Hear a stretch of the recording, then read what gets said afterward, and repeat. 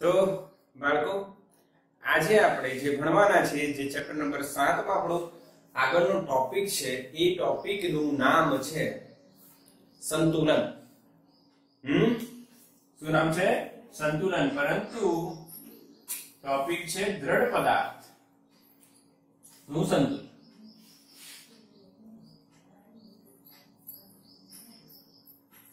ભાઈ દ્રઢ પદાર્થ એટલે શું મેં તમને પહેલા વાત કરી હતી બેટા. સો don't worry about this topic. Very simple topic. સંતુલન તો આવડે છે. સંતુલન તો આવડે ને. અત્યારે સવાર લેક્ચર છે આપણો. સવારથી મારા લેક્ચર ચાલુ થઈ ગયા છે. હું 5 વાગ્યાનો ભણાવું છું. 5 વાગ્યાનો ભણાવું છું. ગપ્પા મારું 7 વાગ્યાથી લેક્ચર ચાલુ થાય છે. આજથી આપણે 7 વાગ્યાથી બેટા. 12મા વાળાને 7 વાગે બોલાય છે. તમને 8 વાગે બોલાય. એટલે આ રીતના અલગ લેક્ચર મોબાઈલ બરાબર ચાર્જિંગ કરી લેજો. તો ચાર્જિંગ કર્યા પછી તમારું મોબાઈલ ચાલે એટલી વ્યવસ્થા હોવી જોઈએ. કેમ કે રોજ હવે આપણે આ ટાઈમમાં ચાલીશું. અચ્છા, સંતુલનની વાત કરીએ તો બેટા દ્રઢ પદાર્થનું જે સંતુલન છે એ કઈ રીતના આપણે સમજી શકીએ? દ્રઢ પદાર્થનું સંતુલન. દ્રઢ પદાર્થ એટલે શું? પહેલા એ વસ્તુ ખબર હોવી જોઈએ કે ભાઈ જે પદાર્થ ના બે બિંદુઓ વચ્ચેનું અંતર, બે કણો વચ્ચેનું અંતર હંમેશા અચળ રહે એને દ્રઢ પદાર્થ કહેવાય. તો ભલે એના પર બળ લગાડો, કાપો, તોડો તો બી ના અલગ થાય. તો એવો તો કોઈ પદાર્થ જ નથી. એટલે દ્રઢ પદાર્થ એક કલ્પના છે. શું છે? એક કલ્પના છે. હા, પરંતુ આપણે ઘન પદાર્થને દ્રઢ પદાર્થ માનીને આપણો અભ્યાસ કરી શકીએ છીએ. હવે એનું સંતુલનની વાત કરીએ તો સંતુલન એટલે શું? તો પહેલી વસ્તુ તમે સમજજો બેટા કે સંતુલન આપણે પહેલાથી ભણી ગયા છે મિકેનિક્સમાં. શેમાં? મિકેનિક્સમાં 3 પ્રકારના સંતુલન આપણે ભણવાના. પહેલું જે આપણે ભણી ગયા છે 5મા ચેપ્ટરમાં, જેને આપણે કયું સંતુલન કહીશું બેટા? રેખીય સંતુલન. કયું સંતુલન? રેખીય અથવા સ્થાનાંતરીય સંતુલન. જેમાં પદાર્થ પર લાગતું પરિણામી બાહ્ય બળ, કુલ પરિણામી બાહ્ય બળ શું હોય? 0. ભણ્યા હતા? ઓકે. નહીં, હા કે ના બોલો? મેસેજ કરો ફાસ્ટ. આવું ભણ્યા હતા કે 5મા ચેપ્ટરમાં? યસ, મેં તમને ભણાવ્યું કે પદાર્થનું સંતુલન એટલે તેના પર લાગતું પરિણામી બાહ્ય બળ 0 થાય. ઓકે. આનો મતલબ શું ભાઈ? કે જ્યારે કોઈ સદિશ શૂન્ય હોય તો એના x ઘટકો પણ શૂન્ય હશે, x ઘટક પણ શૂન્ય હશે, એનો y ઘટક પણ શૂન્ય હશે અને એનો z ઘટક પણ શૂન્ય હશે. આ બી વસ્તુ નોટ કરવાની. હવે તમે એમ કહેશો કે સર આ છે પછી આ નોટ કેમ કરવાનું? કેમ કે ઘણા દાખલાઓમાં આપણે માત્ર આનો ઉપયોગ કરવાનો રહે, કાં તો આનો ઉપયોગ કરવાનો. આ તો રેર કેસમાં હશે. તો તમે આ લગાયા પછી આ લખો એના કરતા ડાયરેક્ટલી શું લખી નાખો? સમેશન x બરાબર 0. હું તમને એમ કહું, જો આ એક 100 કિલો દળનો પદાર્થ છે,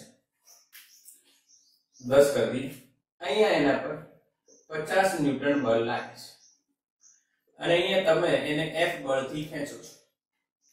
તો બતાવો, જો આનો વેગ 0 હોય એટલે કે આ સ્થિર રહેતો હોય તો F નું મૂલ્ય કેટલું? બોલો, મેસેજ કરો.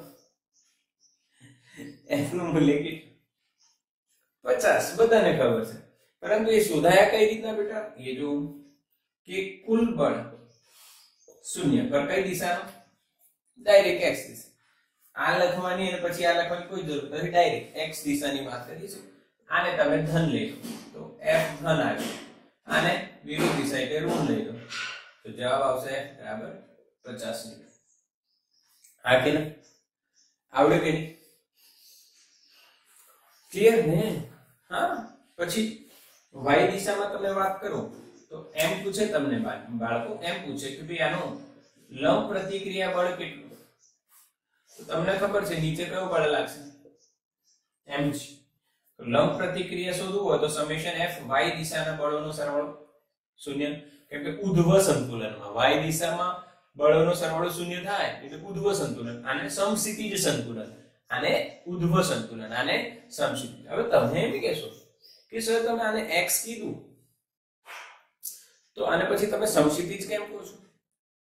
તો કેમ કે બેટા આ સમક્ષિતિજ એક સાયન્ટિફિક વર્ડ છે જેનો યુઝ કરવાથી ફાયદો શું થાય છે કે ભાઈ આને સમક્ષિતિજ અને ઉધ્વ. હવે જો સપાટી તમે બદલો તો આપણા મગજમાં તો આ જ x થશે અને આ y થશે, પર આ સપાટીને જ્યારે આપણે સમાંતર ઘટક લઈએ તો એને સમક્ષિતિજ અને એને લંબ લઈએ એને ઉધ્વ ઘટક કહેવાય.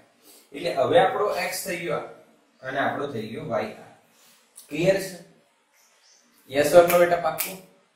ગભરાવાનું નહીં, રિવિઝન કરાય, આવડી જાય. ન આવડે એવું નહીં બને, ન આવડે એવું નહીં બને બેટા. ચાલો ઠીક, આ રિવિઝન તમને પાક્કું થઈ ગયું. બીજું, હવે ચાક ગતિય ચેપ્ટર 7 ભણી રહ્યા છે ને? ચાક ગતિય સંતુલન આવે બેટા. ચાક ગતિય સંતુલન એટલે શું? તો હવે તમારે જો એક વસ્તુ વિચાર,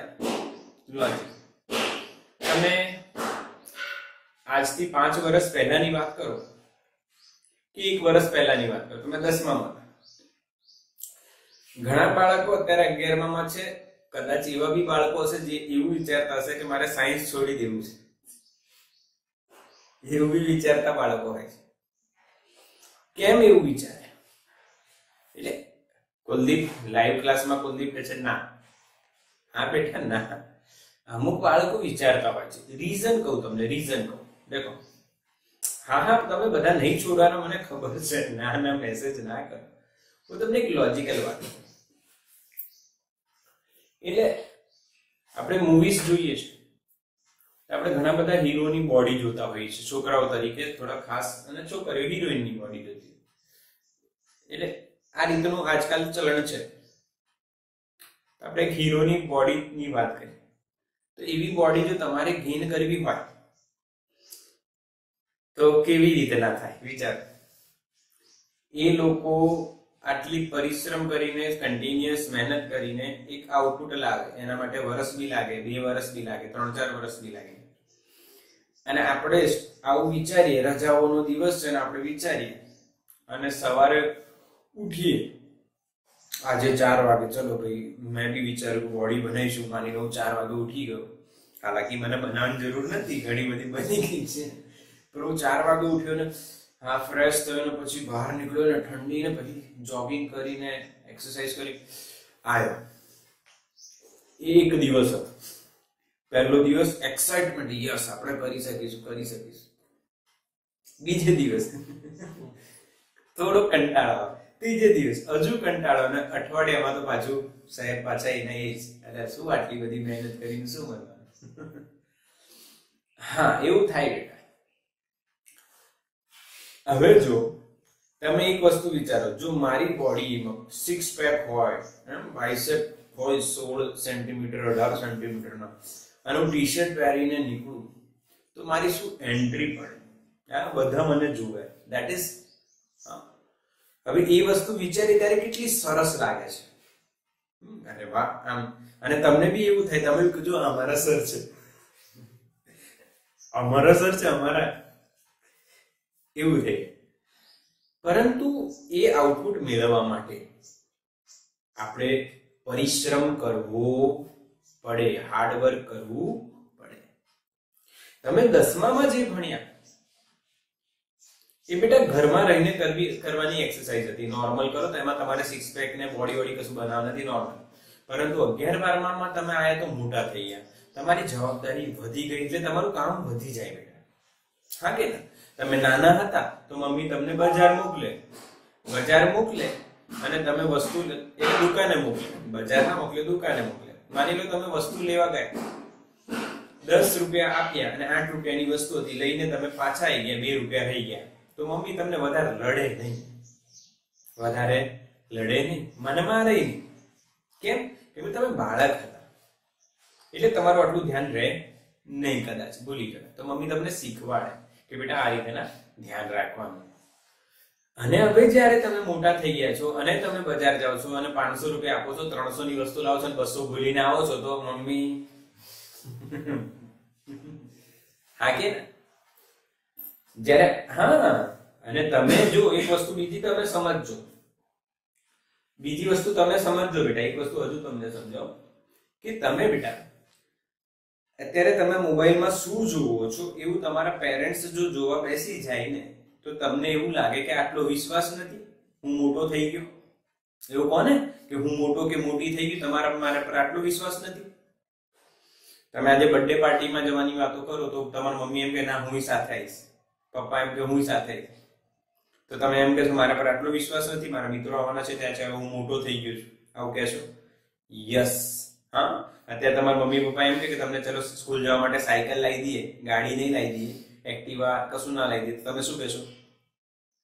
ના મમ્મી પપ્પા હું મોટો થઈ ગયું છે, હું ગાડી ચલાવી શકું છું, રોડ પર મારું ધ્યાન રાખી શકું છું, જાતે ચલાવી શકું છું. હા કે ના? આ બધા રીઝન્સ તમે આપો છો કે નહીં?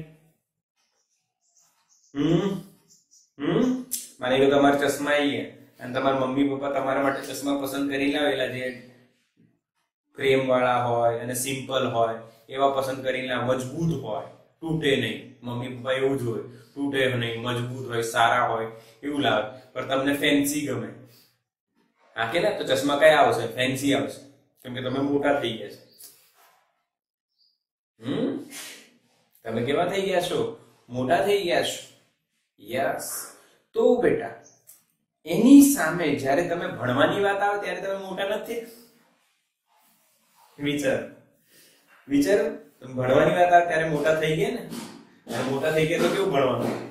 મોટું ભણવાનું, સારું ભણવાનું, નોલેજેબલ વસ્તુ લેવાની. એટલે આને કનેક્ટ કરીને એટલે વિચારતા બી પોઝિટિવ, થિંક પોઝિટિવ, અને પોસિબલ હોય તો જ તો ભણવાનું આવ્યું હોય ને. ઘણા લોકો એમ વિચારે અમારથી નથી થતું, અને ભાઈ થતું હશે તો જ તો આવ્યું હશે, એ થઈ શકે. ચલો, એટલે રેખીય સંતુલન તમે ભણી લીધા, હવે તમે મોટા થઈ ગયા, તમે હવે ચાર ગતિ સંતુલનની વાત કરો ચેપ્ટર 7 માં. તો ટાઉ એક્સટર્નલ બરાબર શું થાય બેટા? 0. કેમ આવું? તો ચાક ગતિ કરાવવા માટે, રેખીય ગતિ કરાવવા માટે કોણ જવાબદાર છે? ચાક ગતિ માટે કોણ જવાબદાર છે? ટોર્ક. જો ટોર્ક 0 થાય તો ચાક ગતિ થશે નહીં. એટલે એમાં તમે એવું કહી શકો છો કે જ્યારે કુલ બાહ્ય ટોર્ક 0 હોય તે ચાક ગતિય સંતુલનમાં છે. અહીંયા ટાઉ x, ટાઉ y અને સમેશન ટાઉ z, આ ત્રણેય ઘટકો શું હશે? 0. કેમ કે બેટા આ તો તમને ખબર જ છે, કોઈ સદિશ 0 હોય, કોઈ સદિશનું મૂલ્ય 0 હોય એનો મતલબ એના ત્રણ ઘટકો 0 છે. પાક્કું? ત્રીજું સંતુલન આપણે આગળ ભણીશું, that is for specially NEET and JEE, rolling સંતુલન. અથવા તમે એને કહી શકો રેખીય વત્તા ચાક બંનેનું સંતુલન. તો એમાં શું થશે? f external બી 0 થશે અને tau external પણ 0 થશે. બોલો એકદમ સિમ્પલ બેટા, યાદ રહી જાય કે નહીં? હા કે ના? બોલો, મેસેજ કરો. યસ, આવડી ગયું? સ્ક્રીનશોટ લો ફટાફટ.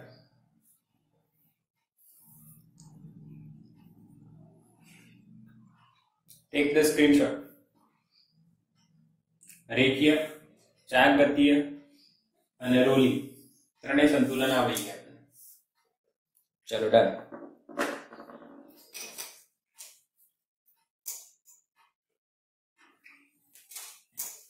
હવે ચાક ગતિય સંતુલનમાં એક વસ્તુ હજુ આવે છે, જેનું નામ સાંભળશો તો તમને પહેલી વાર સાંભળ્યું એવું લાગશે. નામ સાંભળ્યું છે? બળ. બળ નામ સાંભળ્યું છે? પરંતુ યુગ્મ, બળ યુગ્મ,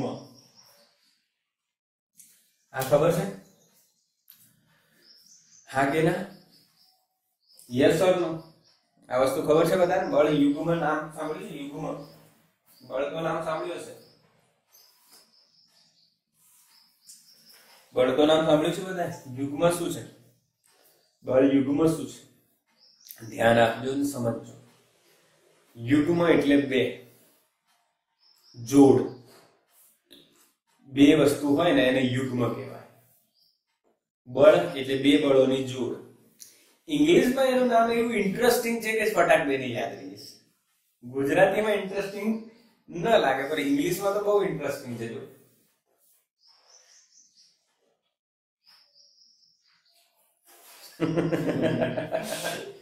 છે કે નહીં?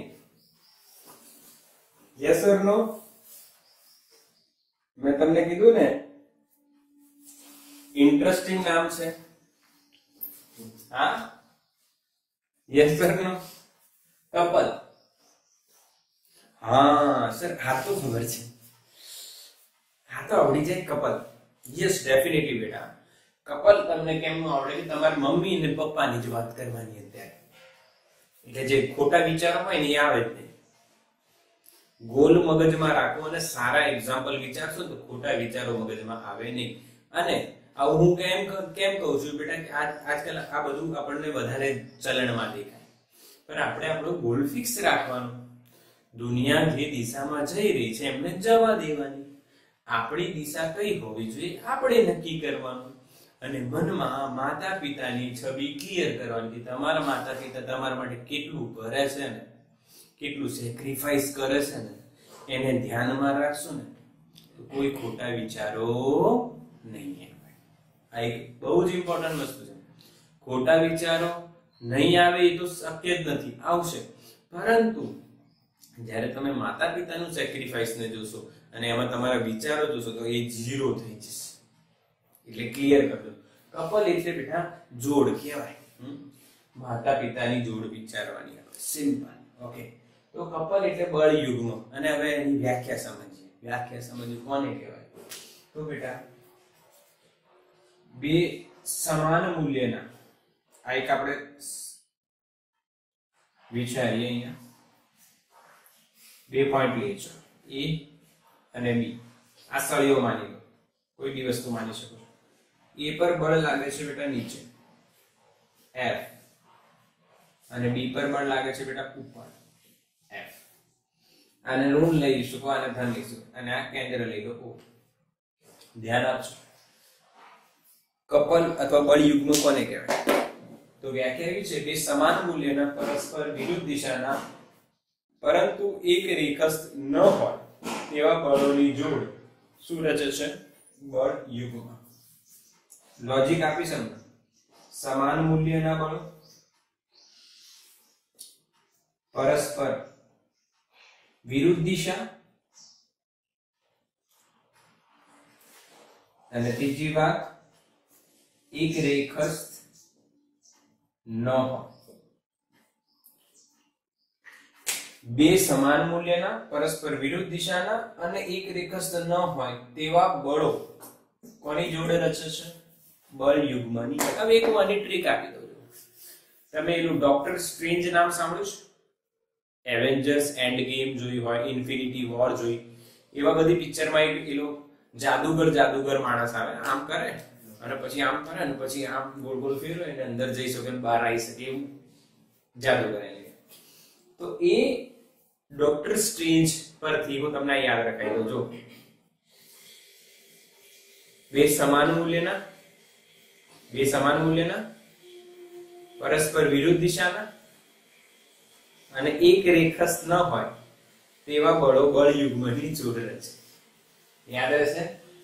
ચલો બધા કરીશું. કરો બધા.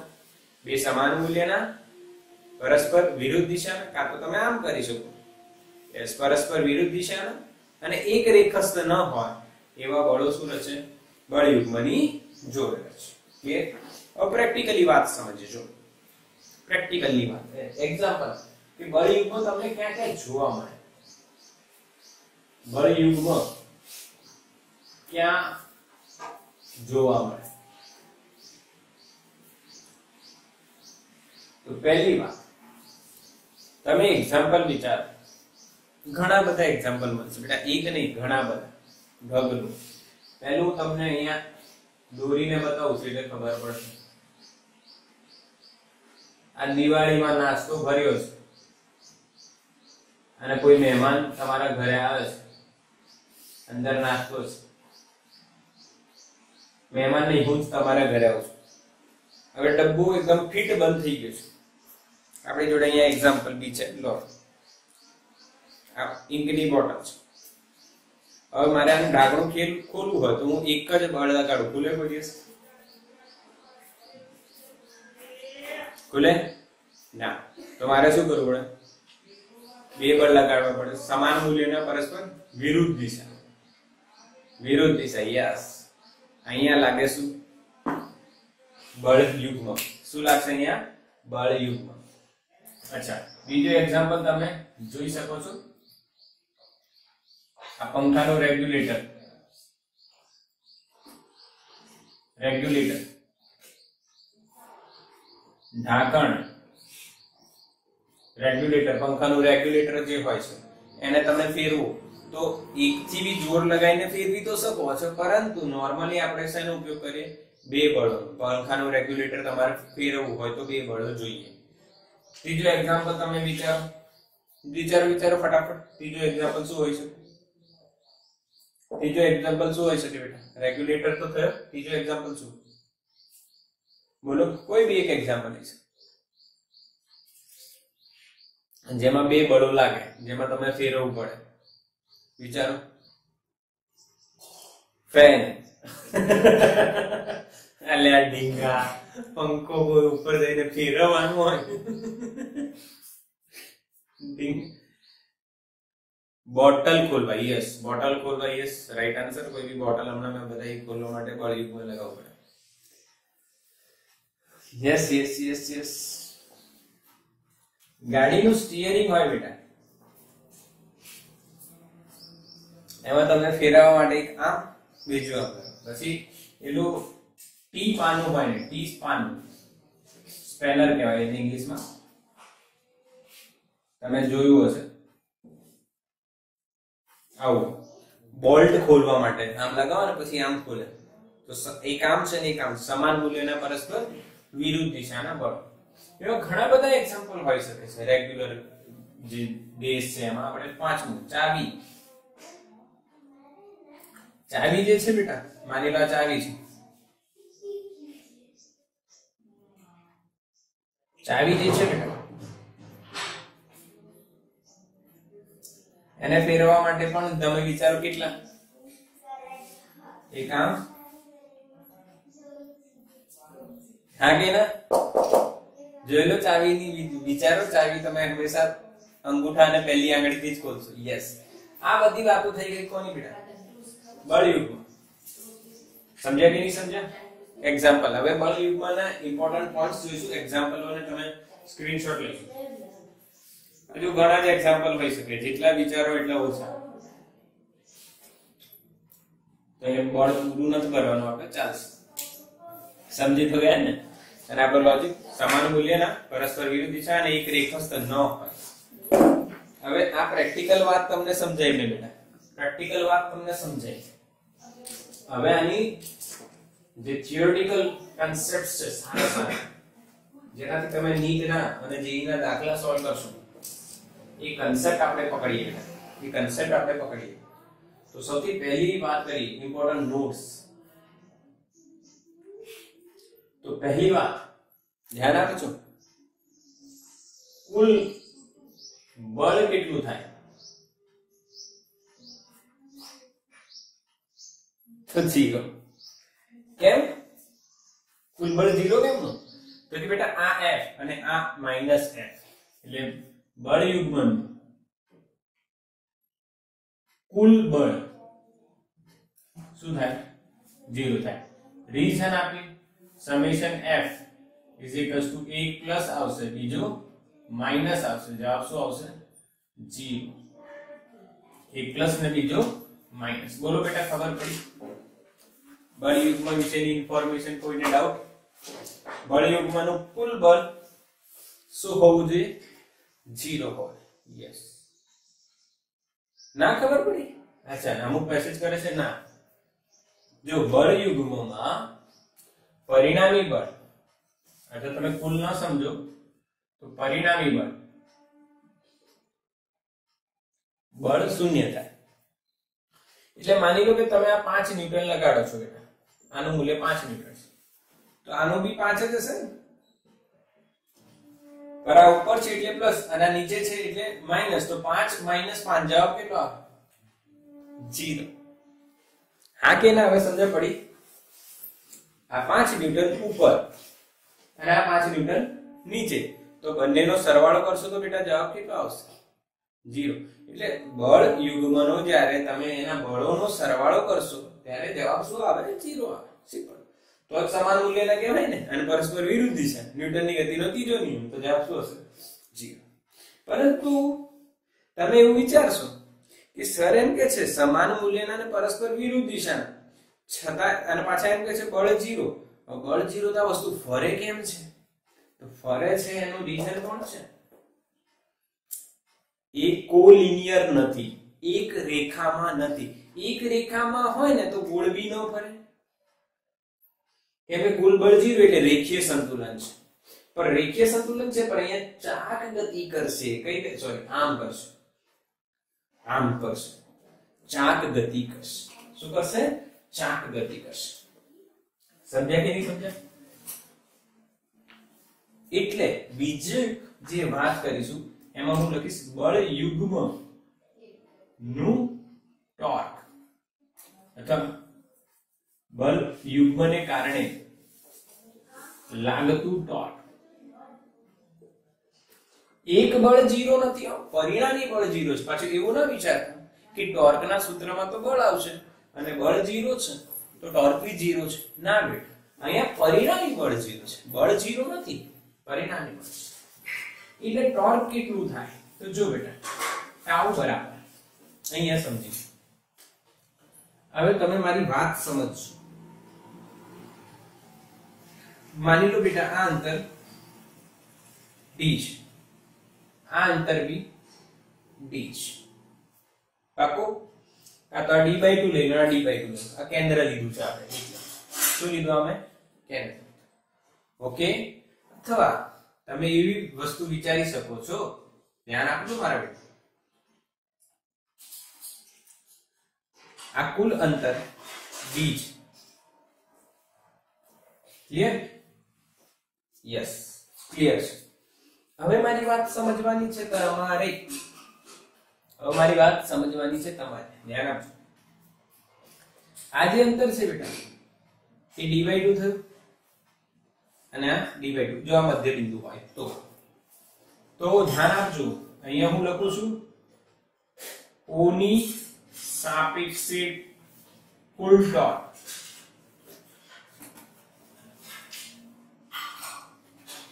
ટાઉ બરાબર O ની સાપેક્ષે કુલ ટોર્ક, ટાઉ બરાબર. ધ્યાન આપજો. Tau 1 plus tau 2. કેમ ટાઉ 1 પ્લસ ટાઉ 2? ધ્યાન આપજો.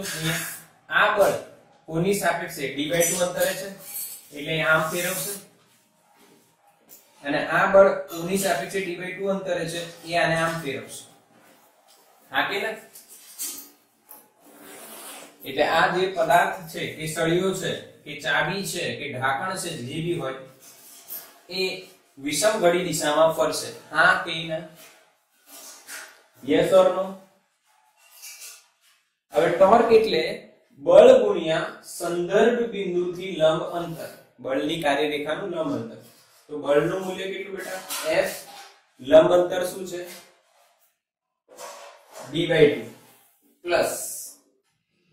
હવે તમે એમ કહેશો સર પ્લસ કેમ લીધું?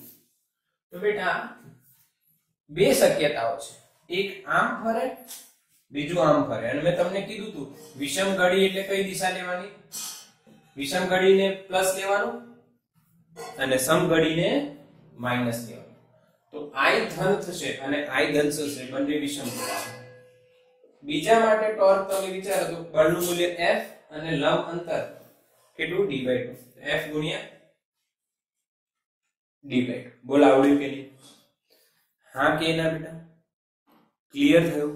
Yes yes yes. હવે આને તમે લખી શકો છો FD.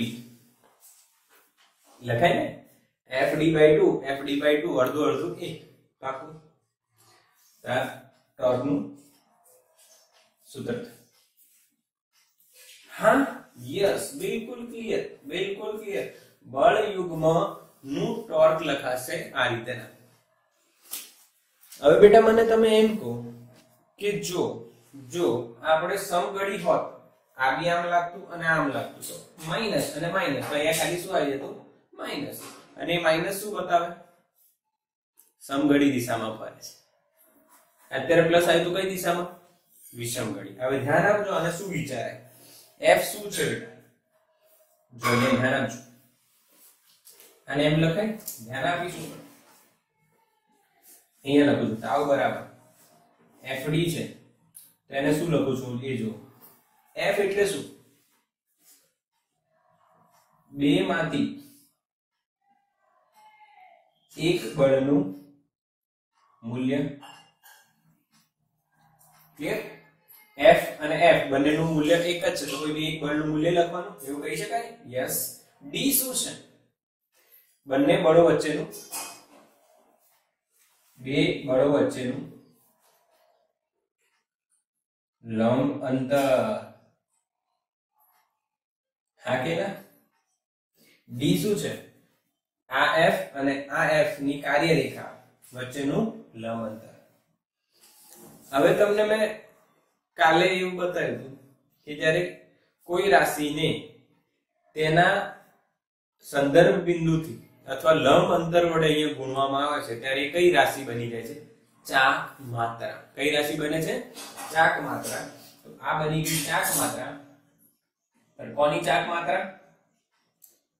બળ યુગ્મની ચાક માત્રા. અને આને કહેવાય બળ યુગ્મનું ટોર્ક. ક્લિયર? બળ યુગ્મ દ્વારા લાગતું ટોર્ક એટલે બળ યુગ્મની ચાક માત્રા. એટલે એનો અર્થ શું? બે માંથી એક બળનું મૂલ્ય, બે બળો વચ્ચેનું લંબ અંતર, એને આપણે કહીશું શું બેટા? ટોર્ક અથવા બળ યુગ્મની ચાક માત્રા. આનું એકમ એનું એ જ જે ટોર્ક નો હોય, ન્યૂટન ઇન્ટુ મીટર અથવા જૂલ. પારિમાણિક સૂત્ર બી એનું એ જ. પણ બળ યુગ્મને કારણે લાગતું ટોર્ક એટલે શું? ખાસ નોંધ કરીશું. બળ યુગ્મને કારણે લાગતું ટોર્ક એટલે શું બેટા? એક બળનું મૂલ્ય, બંને બે બળો વચ્ચેનું લંબ અંતર. બોલો હા કે ના? પાકું? Yes, clear. કન્સેપ્ટ સમજી ગયા તમે? આ બે ઇમ્પોર્ટન્ટ પોઈન્ટ્સ તમે સમજી ગયા. અને આ એક વસ્તુ સંજ્ઞા પદ્ધતિ તમને ક્લિયર કરાવું છું. જો ત્રીજા પોઈન્ટમાં એકવાર લખી દઉં છું અહીંયા સંજ્ઞા પદ્ધતિ. એન્ટી ક્લોકવાઇઝ એટલે વિષમ ઘડીને તમારે ધન લેવાનું, અને ક્લોકવાઇઝ હોય સમ ઘડીને તમારે ઋણ લેવાનું. આ બે સંજ્ઞા પદ્ધતિ ઓલરેડી આપણે સમજી ગયા છે. ટોર્ક માટે વિષમ ઘડી ધન લેવાની, સમ ઘડી ઋણ લેવાની. ક્લિયર છે? યસ ઓર નો બેટા? તો સ્ક્રીનશોટ લો.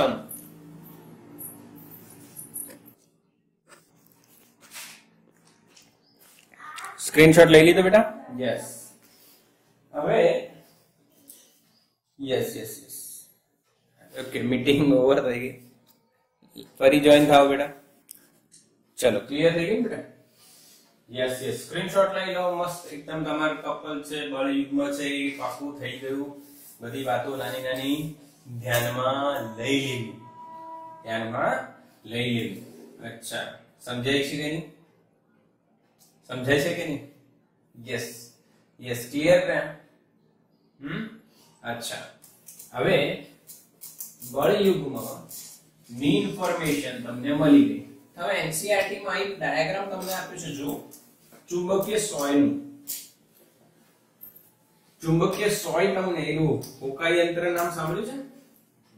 મેગ્નેટિક નીડલ માટે હોકાઈ યંત્ર, કંપાસ જેને કહેવાય, એને તમે આમ મૂકો તો એ ઉત્તર દિશા અને દક્ષિણ દિશામાં સ્થિર થાય છે. પણ તમે ઉત્તર દક્ષિણમાં ન રાખો અને મૂકો તો એના પર શું લાગે છે? સમાન મૂલ્યનું પરસ્પર વિરુદ્ધ દિશાનું બળ, ચુંબકીય બળ પૃથ્વીના ચુંબકીય ક્ષેત્રને કારણે, એટલે એ ઉત્તર દક્ષિણ દિશામાં સ્થિર થાય છે. જે તમને અંદર દાખલામાં દાખલાની ઉપર હવે આપણે દાખલો જ ગણવાના છે. એ ટોર્કનું જે આપણે હમણાં કર્યું એનું એ જ છે, પરંતુ સમજીને કરીશું. દર્શાવો કે કોઈ બળ યુગ્મની, પેજ નંબર 160 છે બેટા એનસીઈઆરટી નો 7.7 ઉદાહરણ છે.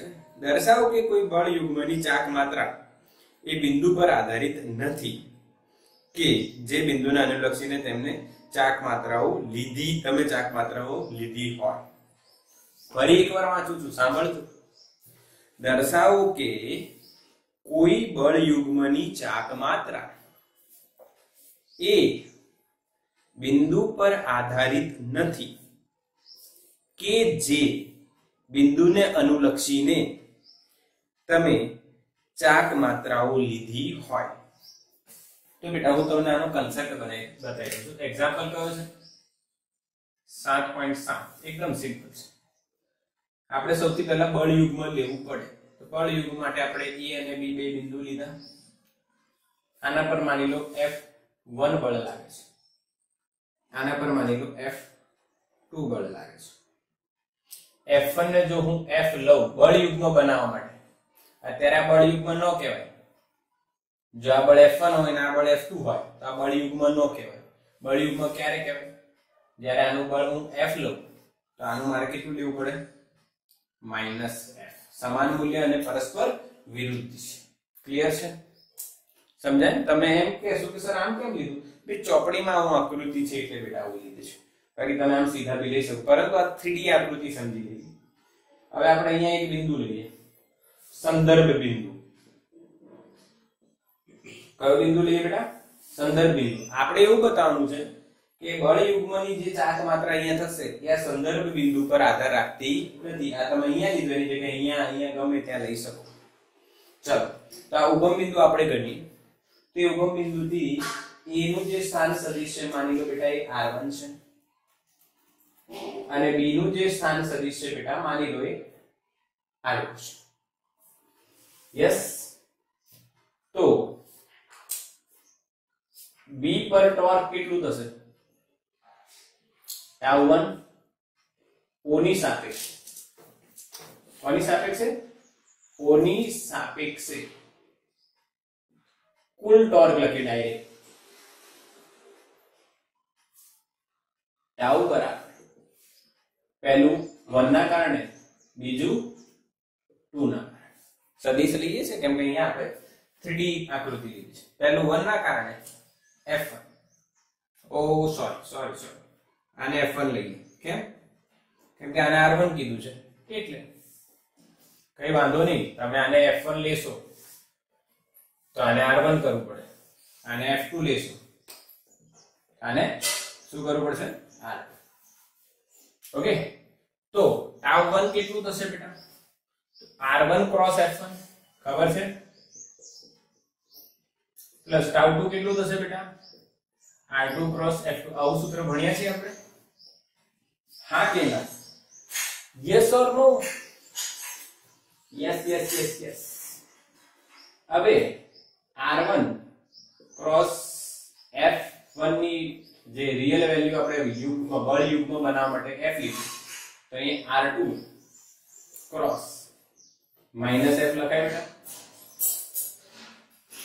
આ બંનેમાં F સરખું છે એટલે F ને તમે બહાર લઈ લો, એટલે હું ક્રોસ F બહાર લઈ લઉં છું. હા કે ના? યસ ઓર નો? તો અહીંયા બચશે શું? R1 R2, R1 અને માઈનસ R2. પાકું? હવે R1 R2 શું થાય? તો આ અંતિમ છે અને પ્રારંભિક છે. તમે આમ વિચારો તો આને લખી શકીએ આપણે R1 R2. Yes sir? તો યસ સર. તો અહીંયા જે પરિણામી ટોર્ક મળે છે બેટા તમને, એ ટોર્ક કોના પર આધાર રાખે છે? બે બળોમાંથી કોઈ એકનું આપણે વાત કરીએ તો F પર આધાર રાખે છે, અને જે બિંદુએ F1 અને F2 બંને બળો લાગી રહ્યા છે એમની વચ્ચેના સ્થાન સદી અથવા સ્થાનાંતર એ શું ઉપર આધાર રાખે? હા કે ના? નો હા, જો અહીંયા ખાલી એકલું R1 અથવા એકલું R2 આવતું એવું કહી શકાય એ ઉપર આધાર રાખે, પર એ તો આના પર આધાર રાખે છે અને F પર, આના પર આધાર રાખતું નથી. બોલો પાકું? સમજાયું કે નહીં બેટા? મેસેજ કરો. હા કે ના? મેસેજ કરો fast. Yes yes yes. Clear? બિલકુલ બિલકુલ બિલકુલ બચ્ચા લોગ, બિલકુલ ક્લિયર. તમે સમજી શકો છો? હા, હવે ચોપડીમાં તમે જોશો તો અહીંયા R2 છે ને અહીંયા R1 છે, એટલે અહીંયા R2 R1 આવે છે. Yes or no? યસ. હા, તમે અહીંયા 2 કરી દો, અહીંયા તમે 1 કરી દો ચોપડી પ્રમાણે. હું ગોખવાની વાત નથી કરતો બેટા, બસ આ ફેર થઈ જશે. અહીંયા તમે એ જ લખશો, પર અહીંયા માઈનસ આવશે, માઈનસ F 1 વાળું માઈનસ છે, જવાબ અહીંયા R2 R1. સેમ 2 ની જગ્યાએ 1 કરી દો, 1 ની જગ્યાએ 2 કરી દો, કોઈ ફરક પડવાનો નથી. બોલો પાક્કું? Yes or no? મેસેજ કરો યસ ઓર નો. યસ આપડી ગયું. એટલે એક ઇમ્પોર્ટન્ટ નોટ છે, આને નોટ કરી લેજો. ઉદાહરણ નથી, આ એક નોટ છે કે બળ યુગ્મના કારણે ઉત્પન્ન થતો ટોર્ક, બળ યુગ્મની ચાક માત્રા એ સંદર્ભ બિંદુ પર આધાર રાખતું નથી. એ શેના પર આધાર રાખે? બળનું મૂલ્ય અને બે બળો વચ્ચેના લંબ અંતર. અહીંયા તમે જ્યારે આને કરશો સોલ્વ, જો તે બેટા ધ્યાન આપજો, ટાઉ બરાબર R2 R1 નું મૂલ્ય ધ્યાન આપજો ઇન્ટુ F ઇન્ટુ sin θ. પછી તમને ખબર છે F આગળ આવી જશે, અહીંયા લખાશે R2 R1 નું મૂલ્ય ઇન્ટુ sin θ. તો આ લંબ અંતર થઈ ગયું, બે બળમાંથી એક બળનું મૂલ્ય અને બે બળો વચ્ચેનું લંબ અંતર, એટલે આને બળ યુગ્મની ચાક માત્રા પણ આપણે કહી શકીએ. બોલો કોઈ ડાઉટ? આ તો સિમ્પલ છે, આવડી ગયું. યસ ઓર નો? તો સ્ક્રીનશોટ લઈ લો આનો બેટા. યસ, સ્ક્રીનશોટ લો ફટાફટ.